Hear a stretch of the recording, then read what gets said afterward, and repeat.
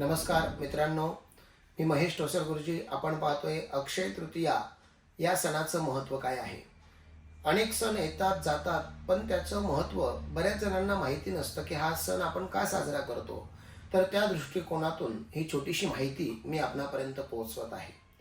अक्षय याचा अर्थ कधीही क्षय न होणारी गोष्ट. अशा अनेक गोष्टी अनेक युगांपासून कालांपासून या दिवशी आपल्याकडे घडत आलेले आहेत आणि म्हणूनच या दिवसाला अतिशय महत्त्व आणि 3.5 मुहूर्ताचं महत्त्व आपल्याकडे आपल्या साधू संतांनी ऋषीमुनींनी आपल्याकडे दिलेलं आहे.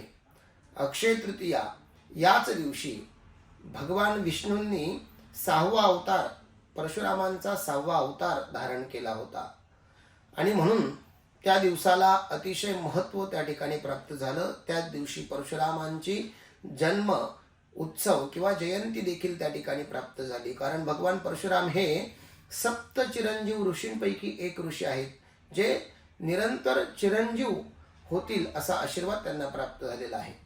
त्याचबरोबर त्रेतायुगाच्या प्रारंभी गंगा याच दिवशी आपल्या पृथ्वीवरती आल्याचं वर्णन देखील आपल्याला त्या ठिकाणी पाहायला मिळतं. याच दिवशी अन्नपूर्णेचं देखील काही ठिकाणी पूजन केलं जातं की अन्नधान्य नेहमी घरामध्ये अन्नधान्याची भरभराट असावी, त्याकरता अन्नपूर्णेचं पूजन त्या ठिकाणी काही आपल्याकडे स्त्रिया करताना या दिवशी दिसतात. त्याचबरोबर याच दिवशी महर्षी वेदव्यासांनी महाभारत लिहिण्यासाठी सुरुवात देखील केली होती. तसेच याच दिवशी युधिष्ठिराला अक्षय पात्र म्हणून एक पात्र प्राप्त झालं होतं की त्या पात्रामधील अन्न हे कधीही संपत नव्हतं किंवा जे काही मनात आहे असं अन्न त्या पात्रामध्ये प्राप्त होत होतं. असं अन्न देखील त्याच दिवशी प्राप्त झालं. तसेच दक्षिण भारतामध्ये अशी एक पौराणिक कथा आहे की कुबेरांनी भगवान शंकरांची उपासना केली, शंकरांना प्रसन्न करून घेतलं आणि शंकरांना वरदान असं मागितलं की मला महालक्ष्मीकडे जे काही धन आहे, ऐश्वर्य आहे, संपत्ती आहे ते मला प्राप्त करून घ्यायचं आहे.